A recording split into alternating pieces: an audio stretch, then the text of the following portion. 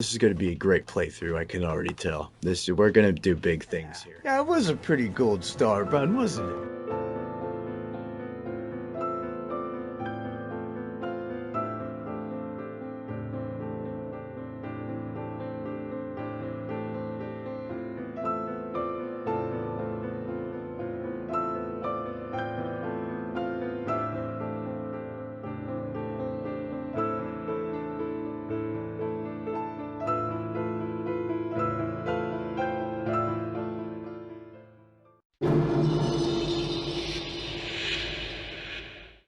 Going into this game, I had all the knowledge with me from my past experiences in Elden Ring and on the original Dark Souls on the PlayStation 3. I knew my way around Undeadburg pretty well. I understood the checkpoint system, the bonfires, sites of grace, lanterns, etc. I was somewhat familiar with the Darkroot Garden and the Darkroot Basin. Before I began, I understood the basics of the lore, the rekindling the fire or letting it die out and embracing the dark. There's dark and there's light and there's cold and there's warm and there's life and there's death. Also thought I knew who the furtive pygmy was. He's essentially God. He created humanity. He's the only one who didn't use his dark soul to accumulate power, as I come to believe, right? More or less, these are just some minor details that I picked up while watching playthroughs on YouTube myself and playing a little bit on the PlayStation 3 back in the day. I also knew going into these games that I had and still have anger issues, and I also knew that these games could help me deal with those issues and work on that. And as you can see, if you take a look at my Demon Souls streams and then compare them to my Dark Souls streams, I have definitely made a considerable amount of progress, and I am very proud of that. And I have Dark Souls to thank for that. Now this is something that more or less I realized throughout the midst of my playthrough, that Dark Souls 1 is the only game in this formulatic subseries, this Soulsborne genre, if you will, that does not include a hot, beautiful waifu babe, a sexy honey to level me up at the end of the day. I mean, come on. Take a look at Elden Ring. Anybody around table hold, take your pick. Excuse me. Dark Souls 2, the Emerald Herald, a level up lady. Dark Souls 3, the Last Firekeeper, a level up lady. Bloodborne, the doll, the level up lady. Demon Souls, the woman in black and wax, level up lady.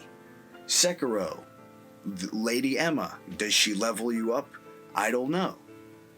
Please let me know in the comments. During the first episode of our adventure, we spontaneously made it a goal to see how many random song references we were able to make throughout the entirety of our playthrough, and this is what we came up with. And do you guys remember the Naked Brothers band? Crazy car. That was like the beginning of the downfall of our generation. Just hit me with your best shot, dude. Bye, bitch. Bye, bitch. Bye, bitch. Add that to the count. Hey, I'm like rolling in the wrong directions half the time. Like, I'm not rolling in one direction, and if I knew a single One Direction song, I would start singing it right now, but I don't. Alright, shields up. Everybody party with me. Go way past quarter 3. I said shields up. Slow ride. Take it easy. Hello from the other side. That's how it goes, right? I don't want to be here anymore. Oh, dragon scale. We can level up the dragon weapons. Let's go. No.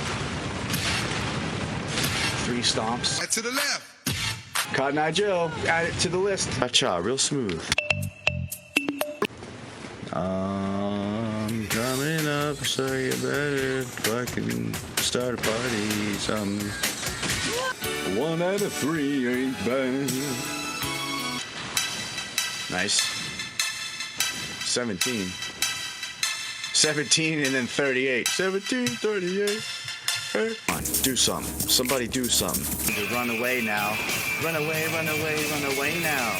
All I do is watch cartoons and eat cereal with my iPod up to the stereo. Now, a lot of y'all locking on to the enemy, but I'm trying and the camera's getting flipped around. It's like 2 p.m. We eating cereal for lunch. Turn the TV down to the stereo combined. What up? Nothing much. What do you do, fam? Gotta come to learn the lessons that the game is teaching you, or you're not gonna learn anything.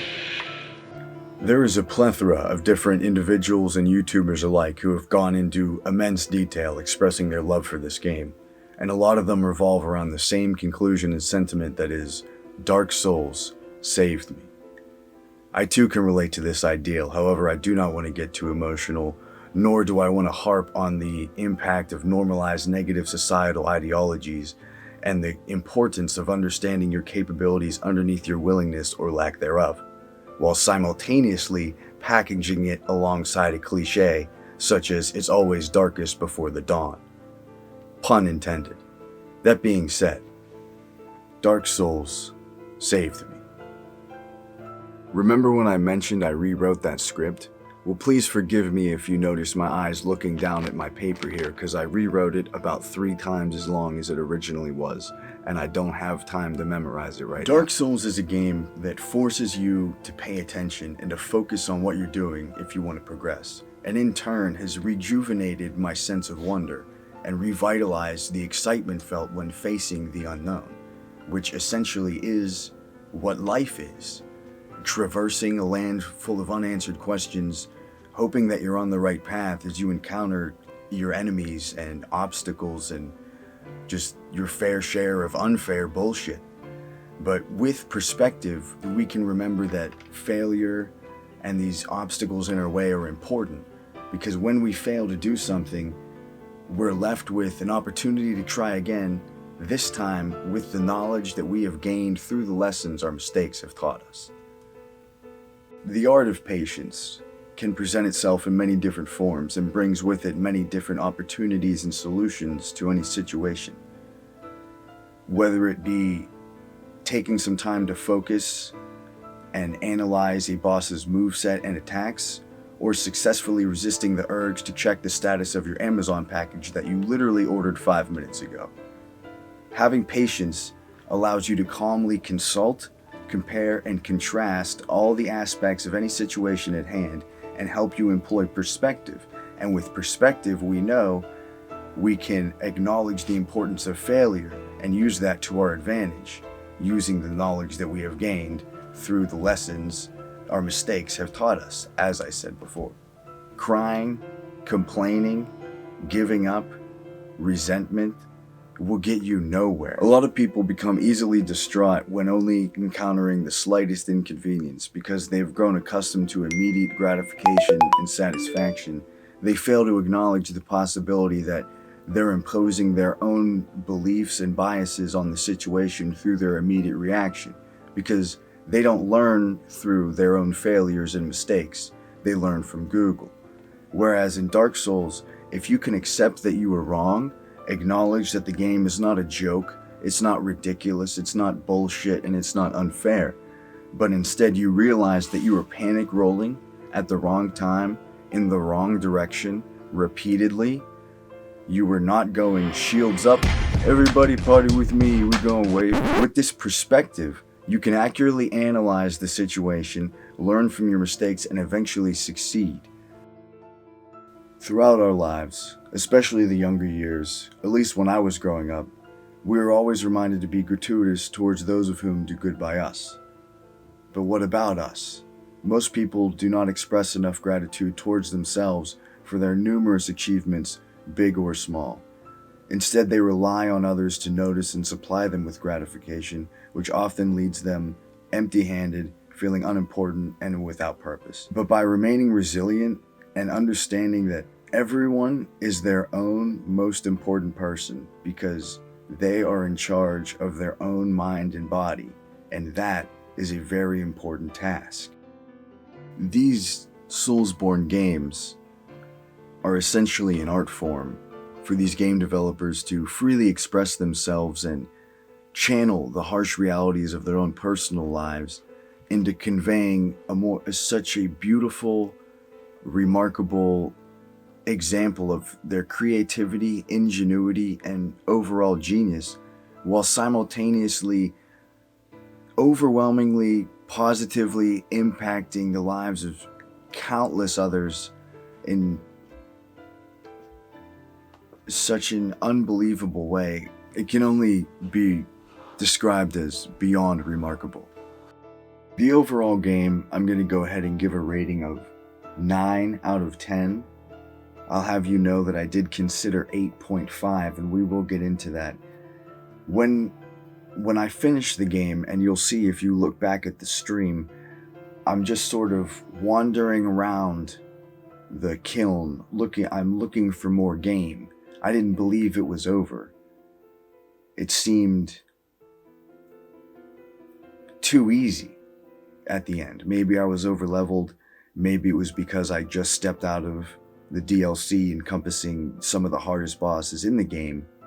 But when I fought Gwyn, I felt underwhelmed. And if we take a look at Brendan's patented pie chart, you'll see that I divided the frustration versus fun to 25% to 75%. I understand that this is Dark Souls. There is no hand-holding. There is no go that way. There is no telling me what to do. It's up to me to figure it out. I understand that. But sometimes it gets to be a little much. Now, contrary to popular belief, it wasn't easy or pleasant to come up with a list of reasons not to rate this game a perfect 10 out of 10.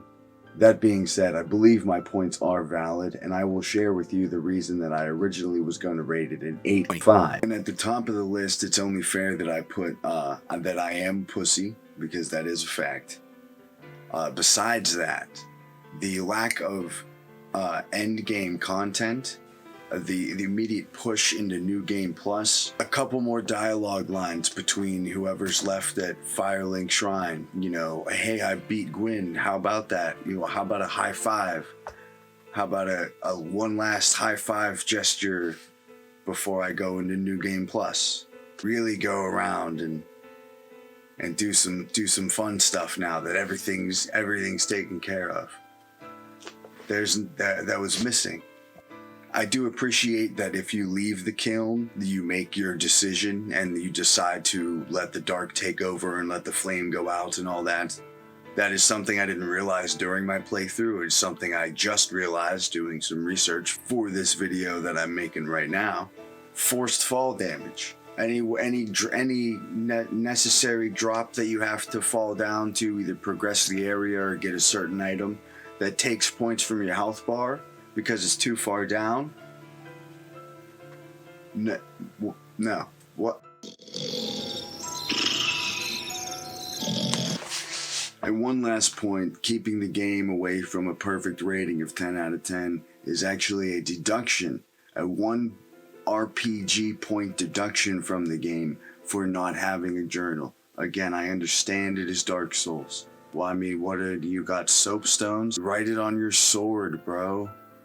Don't forget to check up on the ugly lady by the thing. Anywhere. Meet up with homie to buy previous dead person's armor.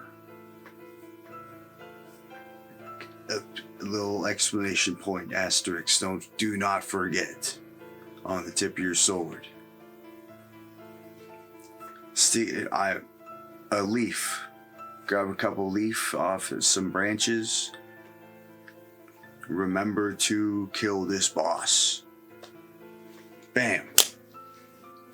In the armor it goes. Now, if I'm being honest, I could go on and on for days about how relatable Dark Souls is to everyday life and read to you every quote and piece of advice on my wall of motivation I have above my computer.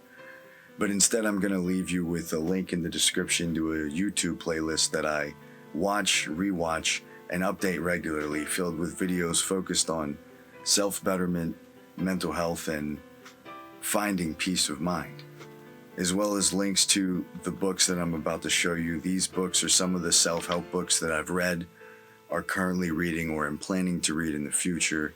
Right now I'm going through Master Your Emotions by, I cannot pronounce this name, I'll show it to you. This next book I'm planning to read very soon, probably the next book that I'm going to read, I'm Judging You by Lovey Ajay. Again, definitely butchering that name. Lovey is a nickname, her real name is very long. This book, this author actually referenced in a book that I have read called Professional Troublemaker by the same author, Lovey Ajay Jones. She's got her full name on this one. This book put a lot of things in perspective for me, and it helped me look at things, in a different way, in a different perspective. So I think it's very helpful there. And I will note that she said to read this book before this one, which I did not do, but I'm sure I'll figure out why once I get into this one. Excuse me, Clean Up Your Mental Mess, very self-explanatory, by Dr. Caroline Leaf. That's a pretty easy name to pronounce, the first one we've come across.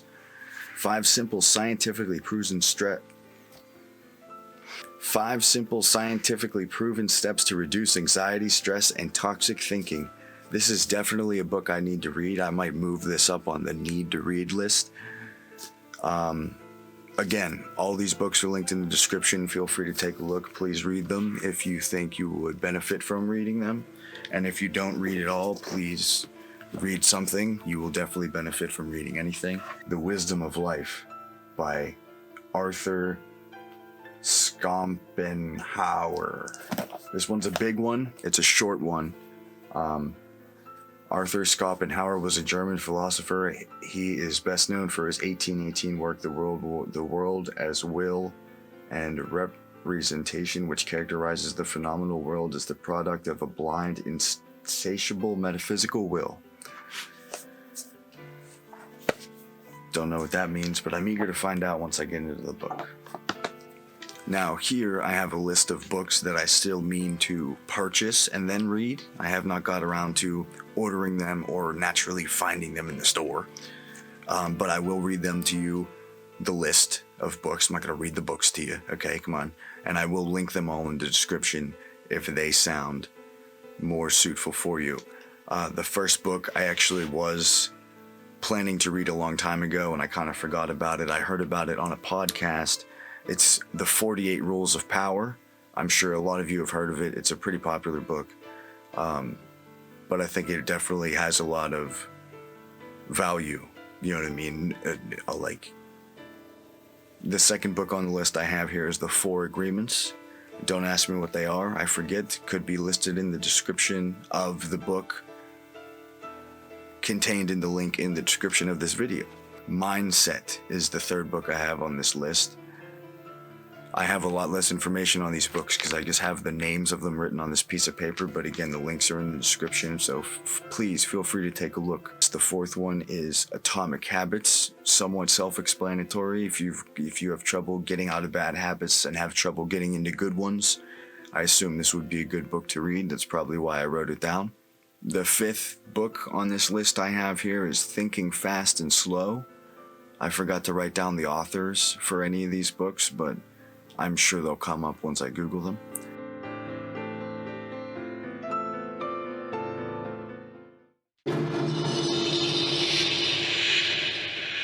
Tell you, I'm excited for Anno Londo. Now, I'm going to keep telling you what I'm excited for. The whole time we were playing Demon Souls, I was excited to play this. Now that we're playing this, I'm excited for very specific portions of this game.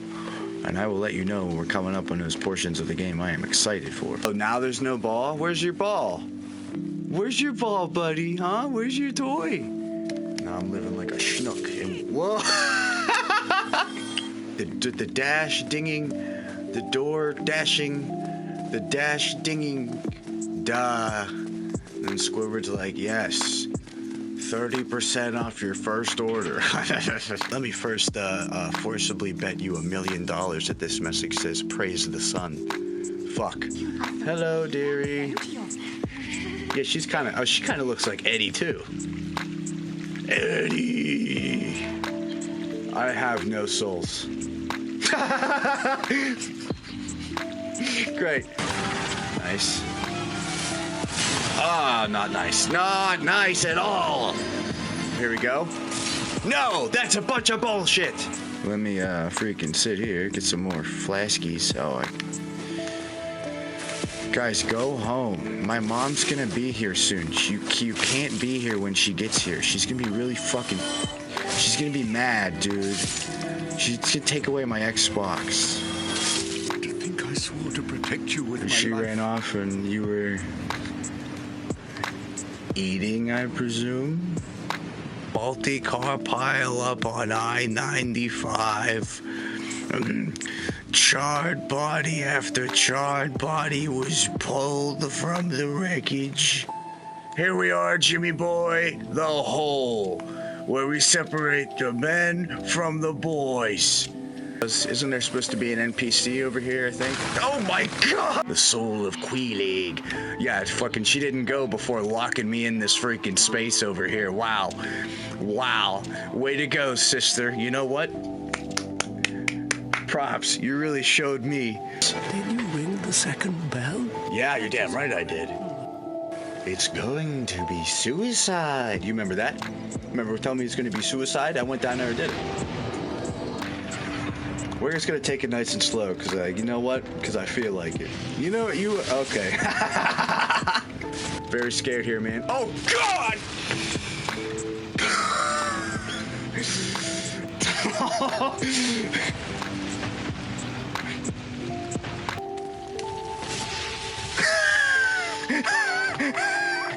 That's right, dog. That's what you get for messing with me. Oh, no. Is this it? Are we on our way? We're on our way! We're on our way! Oh. Welcome to Anne Orlando! Great.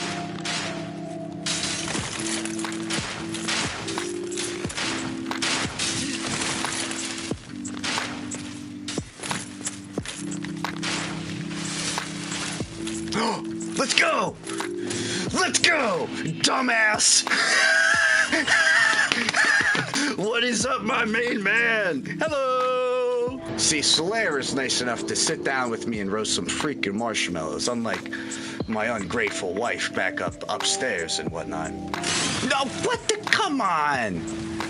What is that thing? Just a billion feet long? Man, like that's what the game teaches you. Because hi,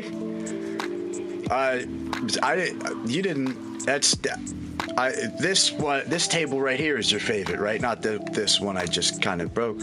I'll see myself out. I thought that was it, man. This is it. Bye-bye. Bye. See you later. We got the halberd and the helm and the shield. Let's go. So this is our newest McDonald's advertisement that we're working on. We're planning on redoing the arches entirely. We have 2 new mascots. It's not just Ronald. Look at the fucking guy trying to get through the fog. Why don't you come on over? Why don't you come on over and we'll do it. Oh my God, buddy! Hey, please, you gotta